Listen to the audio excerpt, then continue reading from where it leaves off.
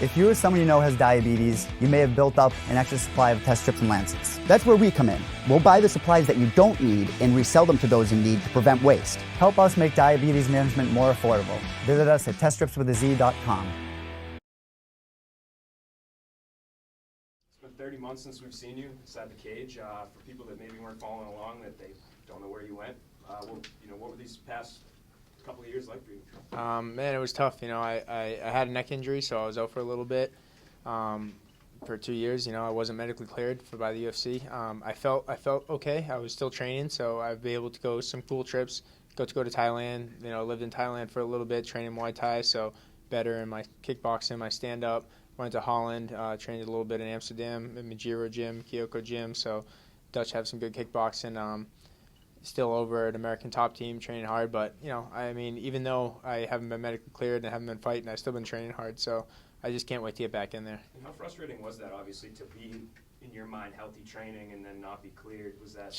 Yeah, it's the most frustrating thing. The only thing worse is not being able to train. But, yeah, it's definitely tough because you do all this work and you don't see any progress. But that's why I'm so excited to come back and shine in Boston Friday night, because I get to see all that last 2 years of hard work and dedication and, going to put it on TV for you guys. How does this fight week compare to the last time in Boston? Because you had an opponent switch up. You had to fight Kyle Bochniak, and now you've had plenty of notice for this fight. You've been able to enjoy it a little bit more?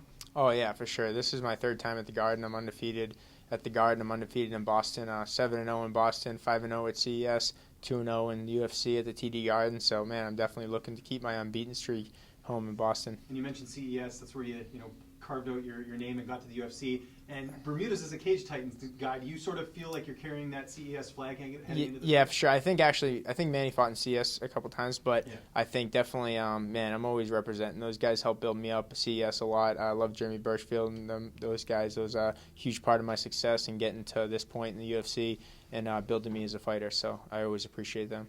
We got a New England versus New England matchup here. I know you train in American Top Team. Have you ever had any sparring with Manny or anything like that? No, he's one of the guys I haven't. I've trained with almost all the guys. Trained with Devin Powell, Joe Lozon, Rob Font. Never trained with Kelvin Cater, but I train with a lot of the Boston guys. Go over Sid Yatong sometimes with Mark Delgrati. But man, this is I really think this is a really cool, interesting fight. I feel like they keep putting me against Boston guys. They keep or New England guys and taking them out. My other win was against Sean Soriano, who is originally from Providence. He trains over at the Black Stallions with Henry Hoof. But definitely, I think, that's what it is. I think I'm ready. The big thing about him is his ground game. It's no secrets there. Probably what he's going to want to do with you.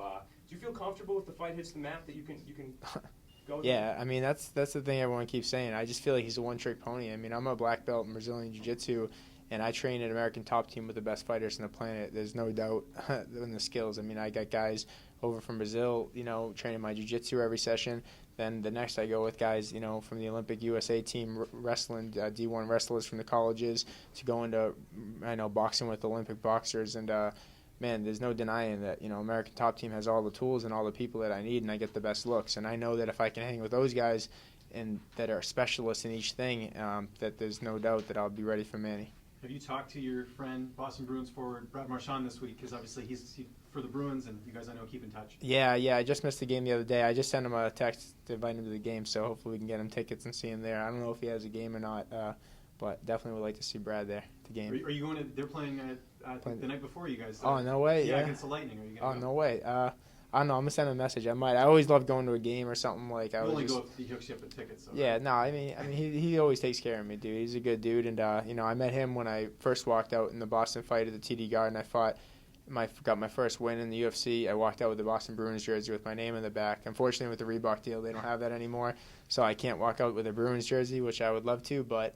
I'd always loved repping hockey. I was a hockey player growing up as a kid, so I feel like that's what made me tough. And, when the Boston Bruins team was there, I've got to go meet them, go in the locker room, chat with them all, and, definitely that was my dream before I was a fighter, to be in the NHL. But this is just as well, because my favorite part about hockey was the fighting. So.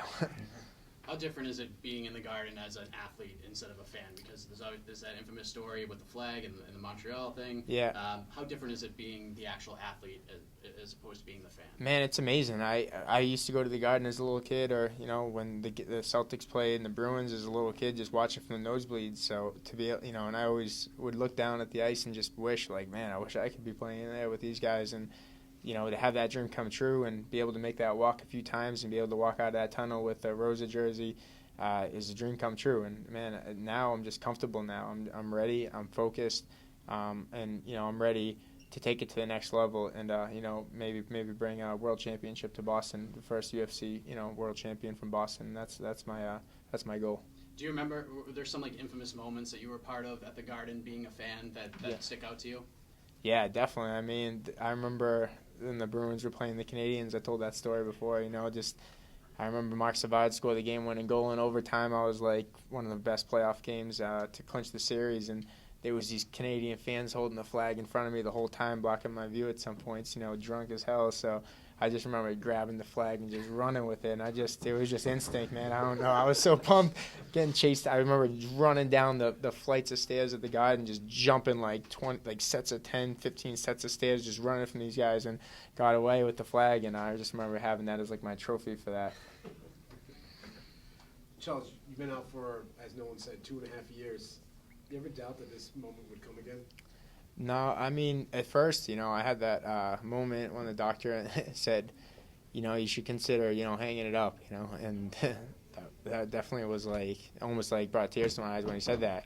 And there was a silence in the room, and I stopped and I said, what's the other option? And he didn't really say, and I told him what the other option is. I said, I'm going to defy all odds. I'm going to come back, and I'm going to beat this, and I'm going to work hard, and I'm going to do everything I can possibly do to come back. And so that's what I did. And luckily, I worked really. He told me that it was possible. It was improbable, but not impossible. So that's all I needed to hear, that there was even any chance, a 1% chance that I could do it. And, man, that's what I did. I put all my chips in, dedicated the last 2 years to getting healthy. I went to the best places. Luckily, the UFC has the UFC Performance Institute with some of the top specialists in the world, and I was able to go get all the physical therapy and all the treatment I needed to build my body back. And I feel like it was a blessing in disguise, because I feel like that's one of the main things that I never focused on, is the strength and conditioning aspect of it and the physical therapy. I would just train, since I started training jiu-jitsu and MMA and wrestling, I just trained 6 hours a day, every single day, even trained on Sundays, even though people told me to take days off. I didn't believe in that. I just thought the harder you work, the better you got, which is kind of true, but you also have to take care of your body. So, something my dad told me, he said, if you don't take a break, God will give you one. So I think that's kind of what happened, and it broke my body a little bit and overworked it. But now, I learned from my mistakes, and I built my body up to be the strongest it's ever been. So I just can't wait to shine Friday night and show the world. Speaking of hanging up, you came up on the New England scene. Everybody who's come up on the New England scene has some kind of connection to Joe Lozon. There's rumors that this might be it. This might be his last performance. What does Joe mean to you? Joe to me is a legend, man. He's one of the guys I looked up to ever since I was a little kid watching him, and there's no doubt. And I love his style. He's one of the toughest, most ferocious fighters. Fights to the end, doesn't quit. Sometimes finds that finish and win at the end, and that's motivational to me. That's one of the guys I always looked up to. So to even be on the same card as him, and to be friends with him now, we just traded T-shirts in the lobby. It's pretty amazing, man, and I love that kid. Obviously, New England's very interested in this fight. Split. Some people saying, "Oh man, he's my guy." Some guys, my guy. Who's going to have more support in the arena? Who do you think's going to have more people cheering for him? I think myself, obviously, man. I mean, I think I'm the better fighter. I got over 50 cousins, you know what I'm saying? So all their friends and people, there's no doubt about it. I just think there's a huge following, for both of us, for sure, and we're both going to bring it. And I think either way, no matter what happens, the fans always chant my name, you know what I'm saying, in the fight, because it usually ends up being a great fight. So I remember when I fought in Mexico City, I was against 25,000 Mexicans and maybe just my dad and mom in the crowd. And by the end of the fight, the fans would chant my name. So no matter where I am, that's how I fight. I think we win over the fans no matter what. But the fact that I'm in Boston, they're already on my side. It's a good start. Obviously, you train up here sometimes, mostly in Florida, but you train up here. I know there's no animosity between you and Manny.